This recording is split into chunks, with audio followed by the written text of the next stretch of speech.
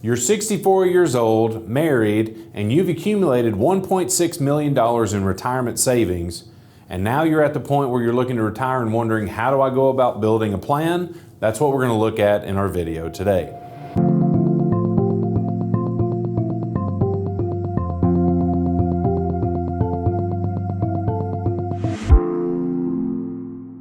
Hello, my name is John Vandergriff. I'm one of the owners and the wealth planning team lead here at Blue Ridge Wealth Planners, where we help people in this very situation figure out how to build a plan to help them transition from their working life into retirement and how they need to cover the very necessary parts of a complete retirement plan. And so as we look at that, I'm going to walk you through how we go through that conversation and encourage you at the end of our time, if you'd like to have a conversation much like this, what does that process look like and how do you make that happen? So with that said, I'm going to walk you through every time we have this type of conversation, we want to get to a point where we're really covering the 5 areas that are essential to a retirement plan. So how do we generate the income we need, the investment decisions we need to make, taxes, healthcare, family, and legacy. But the important place to start, the foundation piece of that, is how do we find out what objectives and concerns are unique to you, and how do those things filter through this conversation. So you're going to see a little bit of how we do that. Obviously, when we sit down with you for the first time, we're going to drill into this and get a little bit more detail than what we're able to cover here. So this is just more of a generic situation to show you how that conversation can go. But assuming we've already had the conversation of goals and objectives, this is a couple that is looking to retire now. They have a concern about taxes and where those are going, so they want to try to figure out how they can pay less taxes. Concerns about long-term care, how they're going to cover some of those expenses in the future, and then whatever remaining assets they have, they want to go to their children in the most efficient manner possible, but not really dedicating a certain amount to that. They want to enjoy their life, and then obviously whatever's left go to them. So as we look at this particular couple was in a position where they needed, on a monthly basis, about $7,000 a month. I'm actually going to pick a little smaller here.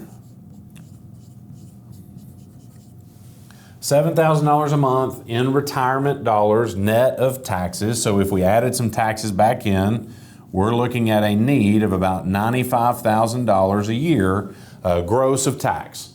And so as we look at this, income sources that they have for retirement, one spouse had $3,000 a month for Social Security. The other spouse had $2,500 or $30,000 a year. I wish it was $36,000 a month. That'd be great. So combined annual amount from Social Security was $66,000 at the time they look at retiring. And so if we just simply do the math to remove the 66 from the 95, they're in a position where they are going to be needing about $29,000 a year from the money that they've put away from their savings. The only income sources they have are Social Security. And so as we look at this, we need to determine what percentage this amount makes up of the total investment assets that they have, which, as we said at the beginning of our conversation, was $1.6 million. So as we look at that, that equates to, and I did the math ahead of time, 1.81%, which is an extremely low need amount. Again, depending on somebody's situation, you maybe did a really good job saving to where you don't necessarily need a lot of this money. We like to see this number be at 4% or less. So if you're trying to evaluate if retirement is in the cards for you at this point, look at where you're at, and if you can live off of, after all the income sources you have coming in, somewhere 4% or less, then it's worth having a conversation about retirement to see if now is the right time to do that. And let me share with you why we view that way, because again, in the realm of all the conversations we need to have, if your income need in this bucket is 1.81%, we know that we want this money to make at least 1.81% a year to cover what we're pulling out and essentially keep the bucket the same. And so then we have to factor in for inflation, because we want the bucket to continue to grow as costs go up, to where essentially the need amount that we have continues to be about 1.81% of the new number. And so if we include a range, because inflation does not sit still, of 2 to 4%, then that means the growth needed per year is going to be between 3.81 and 5.81%. And so again, as we look at that, that gives us some insight as far as what kind of decisions we need to make, but also what kind of risk needs to go with this. And again, risk does not necessarily be based on your age or the amount of money you have, but how much exposure you want to have. Because if you are having an investment discussion the right way, I think that there's a 3-step order by which you need to be making investment decisions. And so let me share with you how we think about this, because as we start to look, and you're going to see just by the way that that conversation happened just then, the most important thing for you to cover in the way that you invest your money is whatever income need that money is going to have. Because as we look at this, Social Security is only designed to make up about 40% of your working income. So in most cases, unless you're wanting to have a step back in lifestyle, you may need to be in a position where you position your investments to cover whatever that shortfall is on a monthly basis between the income sources you have outside of your savings and how you need to invest your money to provide that. And in our opinion, if you're going to structure money for income, you want to do that in a safe or protected investment bucket, which is something that has no downside, because you do not want to have your monthly pulls come from a bucket that is very volatile in nature, which means you could be at a loss and then you make that loss worse when you pull out your monthly needs. So we've got to solve the equation for how much income is needed and how much money do we need to devote to that. And then we can start to have conversations about the next area, which is how much risk is it that you want to take? And want to take is the right way to approach it, because if you feel the pressure that you have to take a substantial amount of money in retirement and risk it, you may not be in a comfortable position to retire, or you need to have a conversation with somebody to walk you through what things you need to cover when it comes to a retirement plan. Because as we look at this, once we get our income needs covered and we're covering our monthly basis, there's really kind of 2 mindsets of how we need to think about risk with the money that's left over. The first is we need to decide how much is an appropriate amount to have in more accessible positions. Accessible meaning that there's not a liquidity restriction or a surrender charge, or from an investment perspective, these are not the most aggressive funds you have, because in a large market decline, I would argue that a market account really should not be accessible if you're trying to make good decisions, because you don't want to sell at a loss position and make that loss permanent. So as we look at it, access funds could have no risk and accessibility, or a small amount of risk, however much you decide is appropriate, but you need to have money that you've carved out that says these are dollars that I have available for emergencies, unexpected expenses, large expenses that go above my monthly needs. And then if you get the right amount in protected and access buckets, that's where you can look at and say, I want the rest of these funds to have more of a growth mindset or a longer term investment horizon. And again, the way that you get more growth potential out of your money is you give it the time to be in the market, and you are willing to take a certain amount of risk on it that allows you to have more upward mobility or more growth potential. And as we look at retirement, really that growth bucket becomes more important to help us cover long-term the impacts of inflation more than anything else. It's not a situation where we're trying to double our value so that we can just feel good about ourselves, but the necessity here is if we have long-term growth and we're spending out of our protected bucket, we want these growth funds to be able to replace the withdrawals that we have, plus factor in for inflation if given enough time for the volatility of the market to work itself out. So this helps us think through how we need to make investment decisions. And then the secret sauce here is if we can have a tax conversation and really think about the tax ramifications of the buckets that we have at our disposal, that gives you the opportunity to, really benefit or try to maximize the potential of this money. So going back to our situation here, so this couple, if we go back to, again, they need, and that shows up a little better, $95,000 a year for their lifestyle. They're basically keeping things the same as they make the transition to retirement. In today's money, federal rate, their top bracket is 12%. That's important to highlight, because if they take out any money from those retirement accounts, even on top of Social Security, those are going to be taxed at their most tax or their top tax bracket. And so the way that this couple has their investments broken down is between the two of them, they have about $1,450,000 in pre-tax accounts.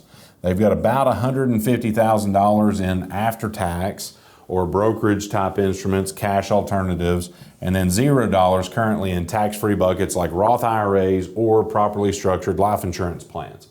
So as we look at this, any dollars that they take out of their pre-tax bucket, they're going to pay at least 12% tax on, and up from there as they go. And so as we start to have a conversation about taxes, we need to be aware of what the tax environment is now, but what that tax environment could go to at some point in the future, because what will most likely happen for this particular couple, because they have such a small need percentage-wise of their total, their pre-tax bucket may continue to grow, and whenever they reach RMD age at 73 for them, or actually 75 since they're more than 10 years away, then they're going to be in a position where they're going to probably have to draw out more than what their income requirements necessitate, and that's going to cause them to show more taxable income. And so what we want to see is if now, based on the tax environment, is the right time to start taking those distributions, or if they have an opportunity to do so at a lower rate later. So again, as we look at this chart is meant to show us kind of the way we think about our money, because really, when you think about it with the deductions, and this is standard deductions, the first $29,000 of income this couple has is essentially free. That's standard deduction no matter what you do. And then on top of that, the next $23,000 is going to be taxed at 10%. And then for them, the next roughly $40,000 is going to be taxed at 12%. So their top dollar is at 12%. If they did any Roth conversions, choosing to convert this money from pre-tax into a tax-free position, their starting place is 12%, and they're going to have a little over or a little less than $30,000 of room to the top of that bracket. And so you say, well, how does that compare to where things may be later? Well, predicting taxes could be as difficult as predicting what the stock market's going to do, but we do know, based on the way the rules are now, you say, well, 2017 was a while ago. Well, 2017 brackets are relevant today because if nothing changes with our current tax code, January 1st of 2026, it will revert back to 2017's brackets adjusted for inflation, which is what we've done here. And so that will become the new tax environment. And for this particular couple, any of those dollars coming out of a pre-tax account, instead of paying 12%, are going to pay 15%. And you say, well, John, that's only 3%. That doesn't sound like a lot. Well, that's a 25% tax increase on those dollars from where they are today. And again, even if I could figure out a way to legally and properly pay $1 less taxes, I'd rather have that money at my disposal instead of giving it to the government. So as we look at it, they almost assuredly will be in a position where they won't get a lower tax environment on those dollars than what they show now.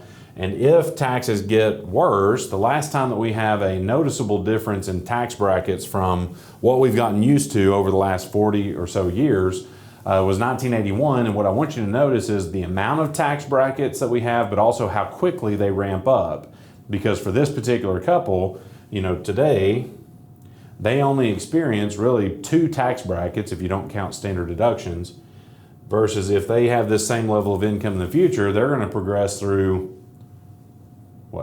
5 tax brackets before they get to their top dollar, and a noticeable increase from the 12% from where we have now. So I'm not saying that we're going back to 1981. I don't think we're going to stop at where 2017's brackets are. When you look at the current environment that we're in, we've done the numbers a lot of different ways, and the key is trying to find the time at which you can pay the lowest percentage of tax. There's a lot of things that people try to put in that conversation that really don't belong there, but if we're looking at the dollars that we have in our savings, we want to try to get the best use of those, keep as many of those with us, so that we can essentially start whittling down this pre-tax amount that will be exposed to R&Ds and try to pay those taxes early, hopefully at a lower rate, and get more tax-free dollars. And if we do that, that creates tax diversification, but also gives us a chance to weave in this tax thread into our investment plans. Because if we look at this from a standpoint of we've got pre-tax and after-tax today, and let's assume that this couple does some conversions from pre-tax dollars to Roth to where they have tax-free, They now have money in all three of the tax buckets, and in a perfect world, if they had equal amounts in each one, you would want to bias the tax ramifications of each of these buckets to the types of things that we're looking to get from them, from the different investments that we choose. So for example, in the tax-free bucket, out of the three choices here between growth, access, and protected, ideally we would have our growth funds in the tax-free so that we're in a position to get as much growth potential on dollars that we don't have to pay taxes on later. On the flip side of that, if we have dollars that we know we're going to have to take out at a certain age, and every dollar that it makes, we're going to have to share that with the government, which is the way it is in pre-tax buckets, we would like that to be a place where our protected funds are located, so we're not growing a massive tax burden, but also we're whittling that down with the monthly withdrawals that we need. And then a great home for this after-tax bucket is where we can have money that we need for emergencies or access, like bank type positions, so that we know that we've got money there for emergencies or unexpected expenses at whatever time. And so as we look at this, again, we want to try to use some logical thought processes here as far as how do we need to position our money, but how do we maximize the tax buckets, again, so that we can start putting these things together in a way that helps you maximize the money that you've saved. And as we do that, what's interesting is in the same way that taxes and investments start to have some overlap in that conversation, you also see some overlap between tax planning and healthcare, because this couple does not have long-term care insurance. And one of the ways that they may factor in for that is accessing liquid after-tax dollars to be able to pay for that. And maybe they're invested in more of an access bucket where they're not as aggressive. But right now, they have $150,000 that is in that type of account, which is just over or a little less than 10% of their overall investment net worth. We would want to try to increase that over time just so that they have more money available without major tax considerations that they could access to help alleviate, one of their concerns over here, which is about how they're going to cover long-term care. Sometimes you can do that with the way that you budget and not show a decrease if they decide to start traveling less, making sure we factor in inflation long term, even if they don't think they're going to need that much money. That allows you to cover for health care. But this also gives us another buffer to where if we have a growing bucket of tax-free or after-tax dollars, that allows us to be in a position where we're not trying to pull all of our money out of pre-tax and hoping that the tax environment at that time is not too bad. All right, so as we start to transition to our last area, family legacy, beneficiaries would be each other. That's the way they have it listed on their 401ks. They have not done the step of adding contingent beneficiaries after each other, so that's a very important step because you never know when a death event is going to occur. And so for them, we know that they have two children, that they would like to split these assets 50-50. They do have a need to update the contingents on their beneficiaries, so they're not quite up to date there. Estate documents have been completed, but they were done a few years ago, so those actually need some updating to make sure that they now account for adult children and give them some responsibilities for powers of attorney. And again, as we look at this, annual gift amount for charity or family members, these are people that tithe every year. And so as we look at this, $9,500 of the $95,000 is going to go to their church. And as we look at this, it's important to not forget about this conversation, because if you are charitably inclined, unless you're giving above that standard deduction amount, or it plus a collection of other deductible things get you above there, you're really not getting any credit for it. And there are some things that we can do from a planning perspective where, if we start to take, whether it's cash or appreciated assets, and start to lump it together, we could use that as something that allows you to leverage and maybe do more conversions than you would do ideally. So if you are charitably minded, make note of that. When we talk to you, we'll ask that question to see if there's a way that we can, potentially help you more from a tax planning perspective with money that you have toward charitable causes. So as we look at this, in a rather quick way, we've now covered the 5 areas from a high level to see what type of decisions we need to make, but also, are we in those positions now, or do we need to make adjustments to the investments that we're using, where we're drawing our income? Maybe we don't even have that planned out yet. How we go about paying taxes, where do we know that we have healthcare reserves, and then making sure that we clean up the estate planning stuff that so often gets pushed off to the end and nobody ever addresses. So again, that's how we like to lay out our initial conversation, and then we take it a step further to analyze, what are we doing now and what kind of adjustments need to be made. And so we do have a variety of planning softwares that we have at our disposal. And let me show you a little bit about just some of the things that we look at here, because this is this particular situation where we see, again, couple with $1.6 million laid out in $150 in cash and then broken up between the spouses at $1,450,000. So if we go over here to plans, over here to Decision Center, this allows us to see, okay, first, let's see, based on the way that they have things laid out, in this particular case, we're looking at a 75% stock allocation, which is in the Russell 1000 Growth Index, 25% in a bond allocation using Barclays Capital Aggregate Bond Index, and showing based on the parameters that we laid out with $95,000 of gross need, $85,000 net, what does this project for this couple? And like we had outlined, because this was not such a large percentage, they're in a position where they would have an increasing asset base if markets do normal things. Again, this is using projections here. But what we also want to do is see if, based on the adjustments that they need to make to account for income, but also their new risk tolerance as a retiree, how that compares to what they were doing now. So this shows the adjustments over time if they did choose to get more conservative and move to a 60% stock allocation in that Russell index, and then 40% in that Barclays Aggregate Bond Index. They would have a shortfall here because they are getting less aggressive over time and they don't need that, but maybe that's something that they want to do.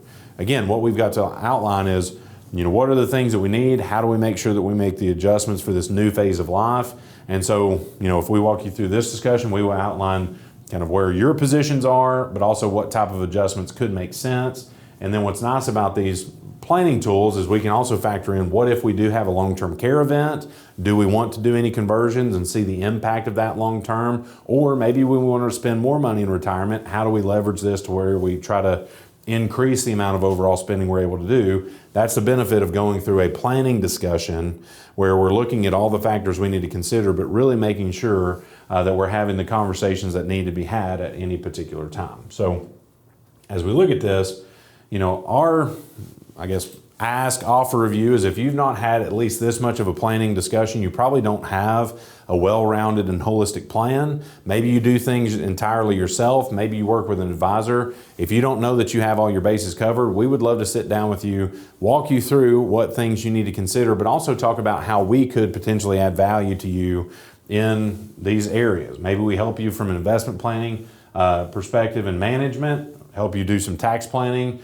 And again, all 5 of the areas here are things that we're looking to do for the clients that we work with. And again, really try to add as much value as we can by having the planning conversation at first and then maintaining that plan over time. So you're going to see a link below this video. I would encourage you to click that, get on our calendar to see if you can sit down with one of our wealth planners here and have a conversation about your situation. Maybe you want some things clarified. Maybe you're wanting to see how a plan would work for you. We're happy to have any of those conversations and see if we can add value to your family the way we've been fortunate to add value to the families that we get to work with. So hopefully you learned some things. Hopefully this opened your eyes today to maybe some areas that you need to consider. Make sure that you comment below with any questions that you have. Share this video with somebody who may have a similar situation or is just wanting to learn more about retirement planning. And we look forward to giving you more content like this in the future. But as far as today goes, that's all we have. And we look forward to seeing you next time.